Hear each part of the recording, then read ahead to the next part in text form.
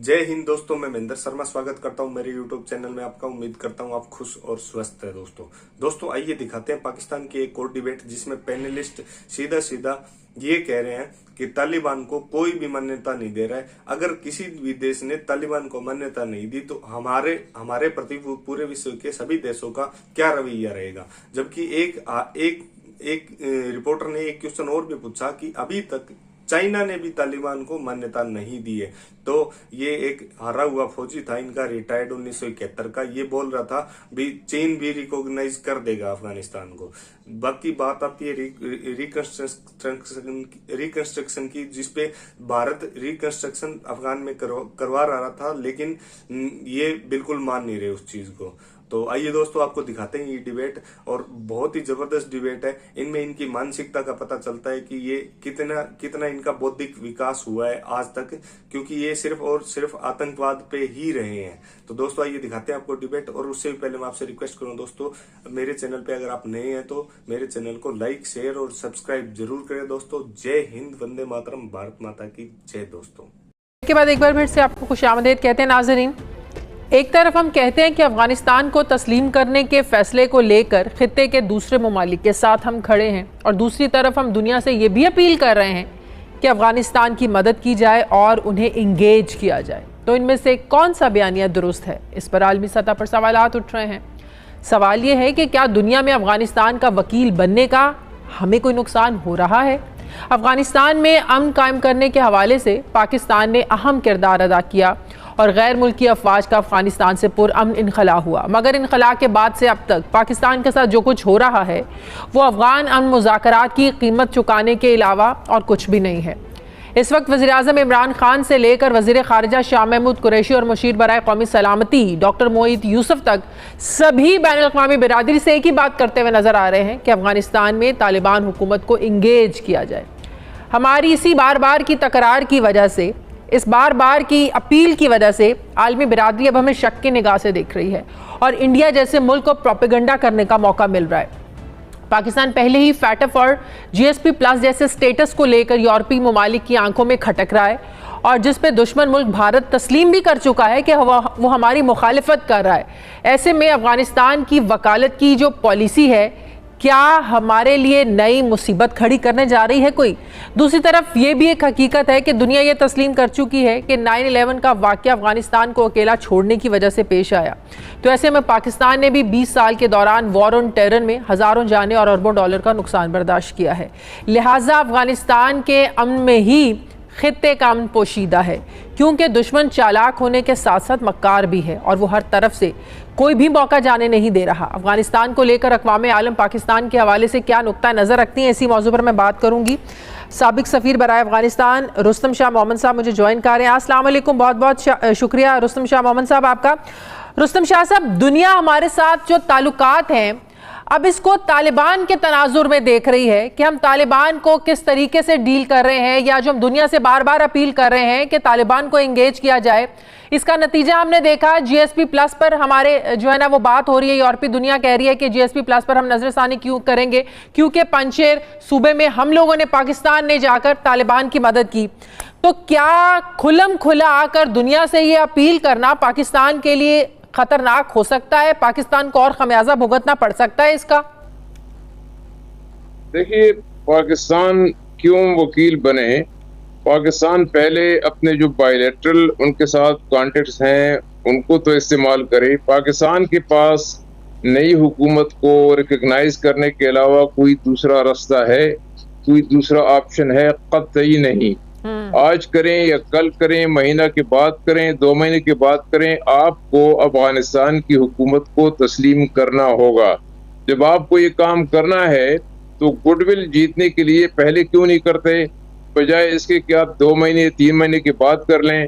आपके ताल्लुकात खुसूसी नौइयत के हैं, किसी और मुल्क का बॉर्डर 2600 किलोमीटर पर मुहित नहीं है, किसी और मुल्क में इतने लाखों तादाद में मुहाजिरीन नहीं हैं, किसी और मुल्क के इतने कदीम रिश्ते नहीं हैं, किसी और मुल्क के तालिबान के साथ ऐसे रवाबित नहीं हैं।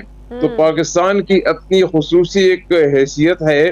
तो मैं समझता हूँ कि इसमें डिले करना ये कोई माने इसकी नहीं है। ये तो वैसे हम जो लॉबी है उसको हम पेंडर कर रहे हैं कि रीजनल कंसेंसस पैदा किया जाए। रीजनल कंसेंसस जरूर पैदा किया जाए, हम उसके मुखालिफ नहीं है, लेकिन रिकॉग्निशन का मसला बुनियादी है। रीजनल कंसेंसस तो उस वक्त आपके काम आएगा जब आप तेल और गैस की बात करेंगे, अफगानिस्तान की रिकंस्ट्रक्शन की बात करेंगे, अफगानिस्तान में दाइश के खात्मे की बात करेंगे, अफगानिस्तान में जो इकोनॉमिक क्राइसिस है उसको ओवरकम करने के लिए आप बाकी मुल्कों से आप कोऑर्डिनेशन करेंगे। लेकिन रिकग्निशन के मसले पे तो मैं समझता हूँ कि कोई दो राय हो ही नहीं सकती। आज तक पाकिस्तान में किसी ने ये राय नहीं दी कि रिकग्निशन को रोक दिया जाए 6 महीने के लिए, साल के लिए।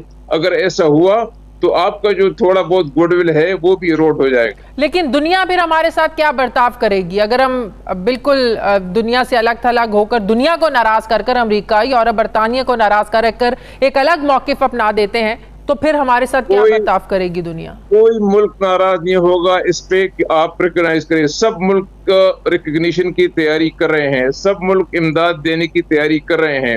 अफगानिस्तान में जो हुकूमत आमन डिलीवर करेगी लोग उसको सपोर्ट करेंगे। 40 साल की जंग से लोग तंग आ चुके हैं, और जब लोगों की सपोर्ट हासिल होगी तो जो बुनियादी खुलिया है वो तो हल हो जाएगा कि एक हुकूमत बनी है जो लोग उनको सपोर्ट कर रहे हैं और अमन डिलीवर कर रही है। यूरोप भी उनको तस्लीम करेंगे, यूरोप वाले, अमेरिका वाले भी, और ये एशिया वाले भी, और सब उनको तस्लीम करेंगे। आप देखें कि चीन के कितने फेवरेबल बयान आते रहे हैं, लेकिन चीन अभी तक रिकग्निशन से इसलिए रुका हुआ है कि पाकिस्तान जो है उसने अभी तक कोई फैसला नहीं किया, वरना चीन तो रिकग्निशन देने के लिए तैयार है। आज पाकिस्तान फैसला करे, कल चीन भी फैसला कर लेगा।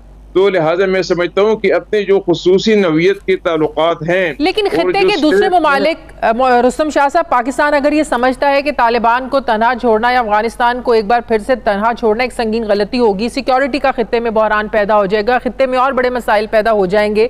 माजी में देखा भी, इसका खमियाजा भुगतना पड़ा। अलकायदा वजूद में आई, दाइश वजूद में आई, दहशतगर्द तंजीमें वजूद में आई। तो खित्ते के जो और ममालिक हैं वो इस तरीके से जोर क्यों नहीं दे रहे दुनिया पर रिकग्निशन के हवाले से या तालिबान को एंगेज करने के हवाले से, जो पाकिस्तान बार बार दुनिया से अपील कर रहा है? खित्ते के और ममालिक क्यों नहीं कर रहे? वो इसलिए नहीं कर रहे कि वो अफगानिस्तान के हालात से इतनी उनकी वाकफियत नहीं है जितनी पाकिस्तान की है। पाकिस्तान वाले वहां काम करते हैं, हजारों मजदूर, लाखों लोग यहाँ पर हैं, बॉर्डर हमारा साथ मिला हुआ है। तालिबान के जो लीडर हैं उनकी फैमिलीज यहाँ पर हैं, किसी और मुल्क में नहीं है। तालिबान के साथ जो मुलाकातें होती रहती हैं वो हम करते हैं, कोई और नहीं करता।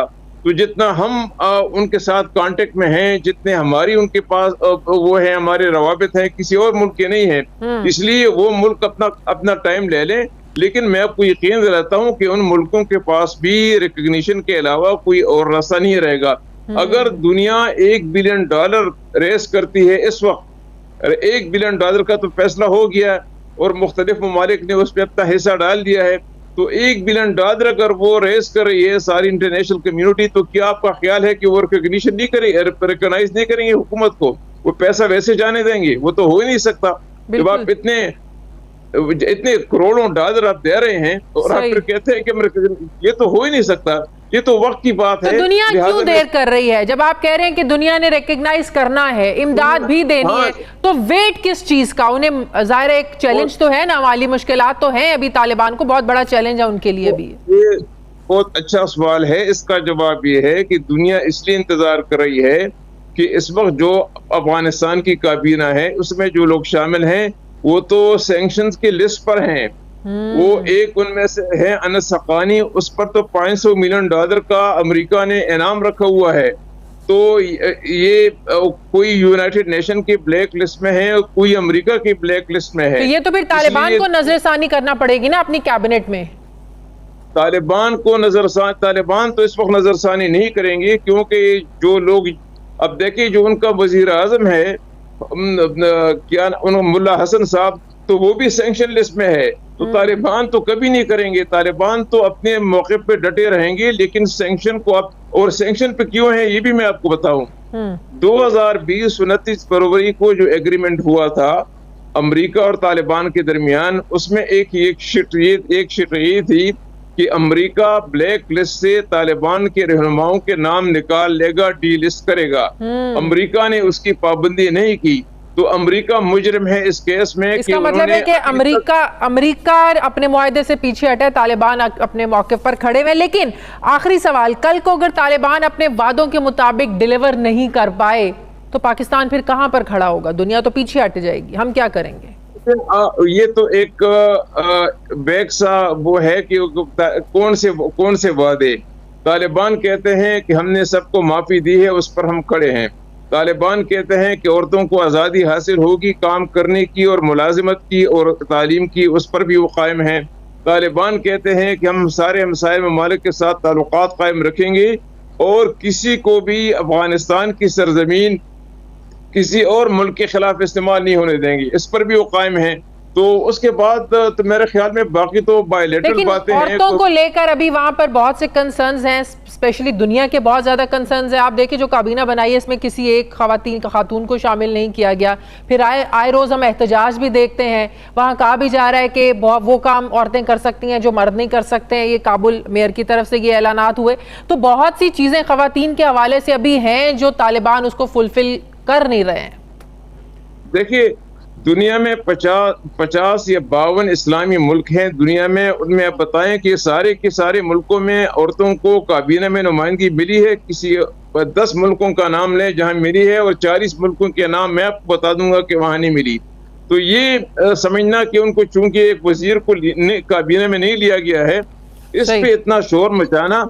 जब अफगानिस्तान में बमबारियां हो रही थी, जब जनाजों पे बमबारी हो रही थी, जब शादियों पर बमबारी हो रही थी, जब मदर ऑफ ऑल बॉम्ब्स गिराए जा रहे थे, उस वक्त तो मीडिया ने मसला नहीं उठाया। सही। अब कहते हैं कि अब तो मैं समझता हूँ कि उनको जरा वक्त देना चाहिए।